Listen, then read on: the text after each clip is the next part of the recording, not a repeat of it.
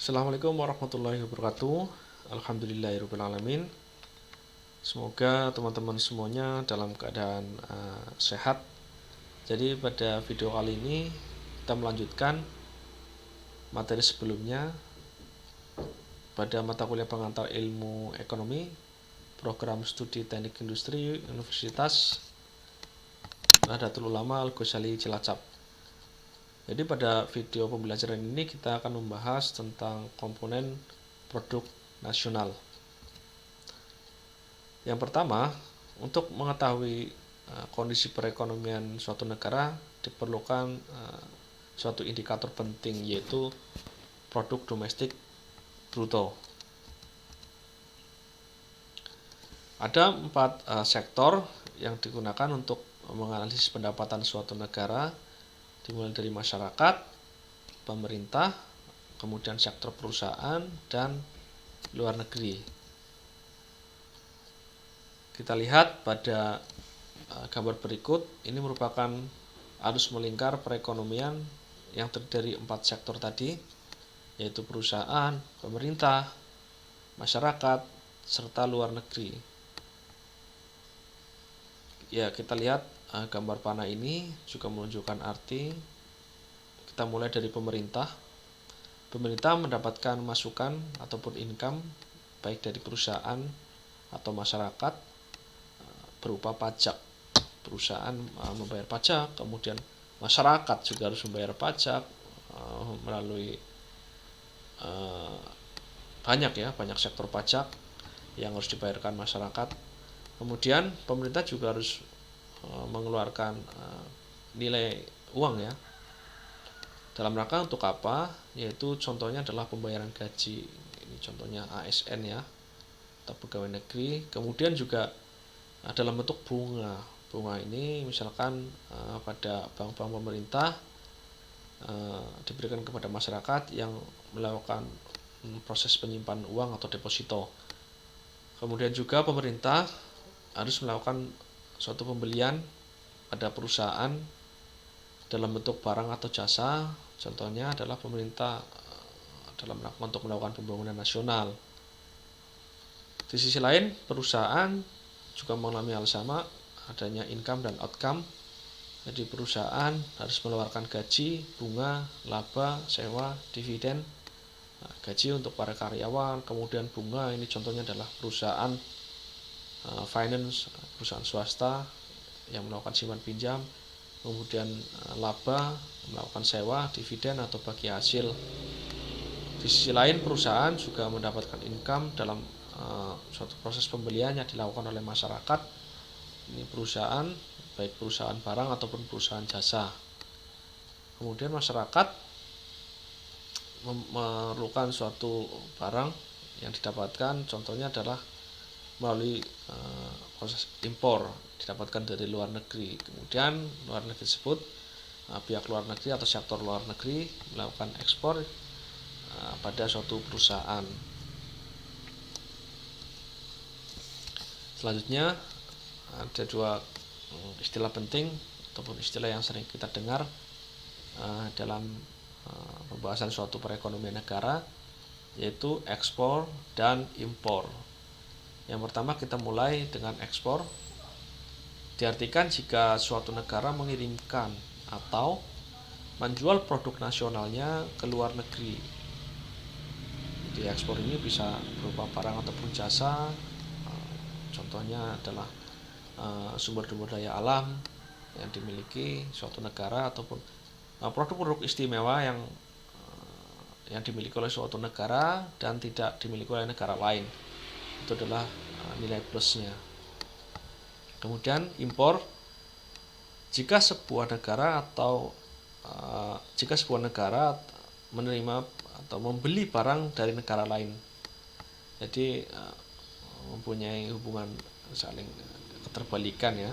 Ekspor, mereka mengirim barang ke luar negeri, kemudian impor, suatu negara mendapatkan barang dari luar negeri. Banyak faktor yang menyebabkan suatu negara melakukan kebijakan impor dan ekspor ya. Contohnya adalah Indonesia, pemerintah berusaha menggalakkan untuk sebisa mungkin produk ataupun barang yang diekspor ke luar negeri adalah barang-barang jadi atau end product. Jadi produk tersebut sudah mengalami pemrosesan di dalam negeri. Hal tersebut tentu saja akan meningkatkan nilai jual dari barang daripada ekspor yang dilakukan dominan kepada sumber-sumber daya alam yang belum mengalami pengolahan. Contohnya adalah ekspor rotan ataupun bambu ya untuk kesenian. Sebisa mungkin produk yang diekspor adalah rotan yang sudah mengalami perubahan menjadi produk akhir. Contohnya sudah berubah menjadi kursi, meja atau kerajinan lainnya saja. Hal tersebut akan meningkatkan nilai jual barang tersebut.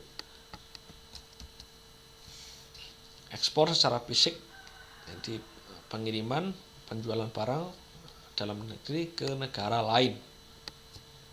Ekspor ini mendapatkan atau mengakibatkan adanya peningkatan pendapatan nasional. Mempunyai sisi terbalik dengan impor. Jadi impor adalah pembelian, pemasukan barang dari luar negeri ke dalam suatu perekonomian. Jadi aliran barang ini akan menimbulkan aliran keluar atau bocoran yang endingnya adalah tentu saja menurunkan pendapatan nasional. Pertanyaannya adalah kenapa ekspor dilakukan oleh suatu negara? Ada 3 alasan utama kenapa ekspor dilakukan. Adanya suatu permintaan dari negara lain.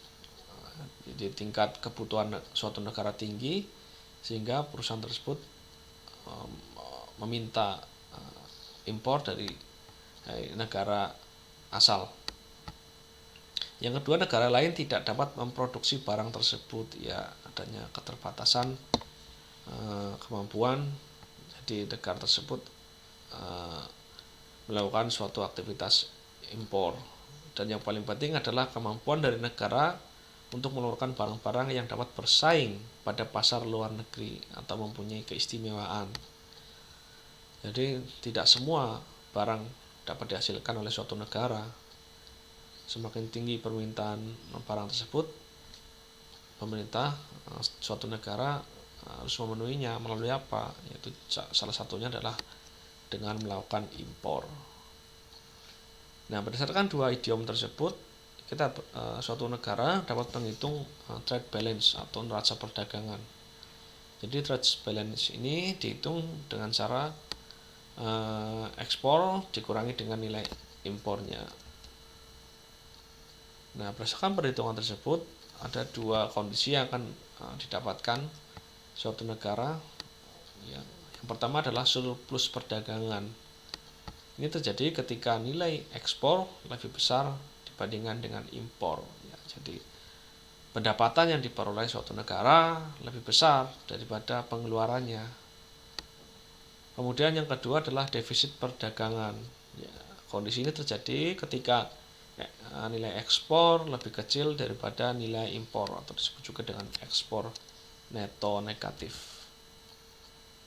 Ya, yang ketiga adalah perdagangan seimbang, itu ketika jumlah ekspor sama dengan impor. Ekspor ini akan mengurangi cadangan devisa negara. Contohnya adalah sumber daya alam ya, nikel, minyak dan lain sebagainya. Sedangkan impor dapat membesar cadangan devisa suatu negara. Kemudian perubahan-perubahan cadangan devisa akan mempengaruhi perkembangan ekonomi suatu negara. Ya, ini ketika suatu pemerintah melakukan kegiatan impor secara berlebihan, tentu saja akan mempengaruhi kondisi perekonomian masyarakatnya. Contohnya adalah ketika musim panen ataupun musim-musim yang dapat memberikan masukan lebih kepada masyarakat, pemerintah melakukan impor. Hal tersebut menyebabkan harga menjadi turun karena berlebihnya barang yang beredar di masyarakat sehingga nilainya semakin berkurang. Beberapa faktor ataupun ekspor ditentukan oleh beberapa faktor. Yang pertama adalah daya saing produk. bisa dari segi kualitas dan harga tentu ya. Semakin produk tersebut jarang ataupun suatu negara mempunyai ketergantungan yang tinggi kepada negara pengekspor, maka hal tersebut menjadi suatu keistimewaan. Contohnya adalah minyak ya, jadi tidak semua negara dapat memenuhi produk minyaknya, sehingga mereka harus melakukan impor. Yang kedua adalah daya beli atau kondisi ekonomi negara penerima ekspor. Jadi berapa daya belinya suatu negara tersebut. Kemudian yang ketiga adalah berkaitan dengan kebijakan proteksi dari negara tujuan ekspor. Contoh proteksi yang dapat dilakukan pemerintah adalah dengan meningkatkan pajak. Contohnya adalah pajak barang yang harus dibayarkan negara yang berniat untuk mengekspor pada negara tujuan. Semakin tinggi pajaknya, maka nilai ekspornya atau nilai impor suatu barang tersebut akan tinggi. Dan yang keempat adalah kurs valuta asing dengan negara tujuan ekspor. Ya, jadi mata uang apa yang akan digunakan atau dipakai untuk transaksi kedua negara tersebut? Ya, jadi kenapa kita tidak menggunakan rupiah saja? Tentu saja mereka tidak mau dibayar dengan rupiah, karena uang rupiah mempunyai nilai utilitas yang kecil di negara tujuan. Biasanya nilai yang disepakati adalah dalam bentuk dolar. Nah, inilah saya katakan problem yang terjadi di negara ya. Jadi semakin besar ketergantungan suatu negara dengan dolar, maka negara tersebut ya semakin susah. Contohnya yang sekarang adalah pertarungan dagang antara China dan Amerika. Jadi China berusaha untuk mengurangi ketergantungan mereka terhadap dolar, ataupun Eropa yang sudah menggunakan pound sterling, euro ya, euro mereka gunakan, tidak menggunakan mata uang dolar.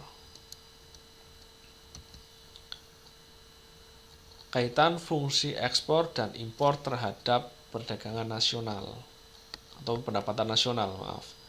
Jadi ekspor tidak tergantung pada pendapatan nasional. Silakan ekspor saja semua sumber daya ataupun kemampuan suatu negara, sehingga dipandang sebagai pengeluaran otonomi. Berbeda dengan ekspor, impor ditentukan oleh pendapatan nasionalnya, kemampuannya untuk melakukan ataupun pengadaan barang tersebut dari luar negeri. Impor ditentukan oleh beberapa faktor. Yang pertama ya tadi ya, yaitu harga dan nilai tukar valuta asing, berapa nilai rupiah sekarang dibandingkan dengan negara tujuan. Kemudian yang kedua adalah kondisi produk nasional yang dihasilkan di dalam negeri, kebutuhannya, berkaitan dengan kebutuhan supply demand dalam negeri. Kemudian juga adalah kebijakan proteksi negara pengimpor, tadi contohnya pajak dan pengetatan barang-barang yang masuk. Nah, selanjutnya adalah keseimbangan ekonomi 4 sektor tadi. Jadi keseimbangan ekonomi akan tercapai apabila supply dan demand-nya sama.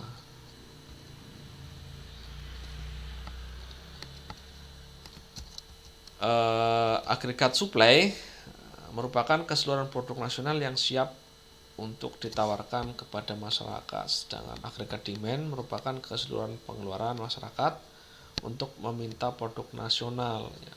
Contohnya terdiri dari CI, G, X dan lain sebagainya. Ya, demikian pembahasan kita tentang pendapatan nasional, ekspor impor.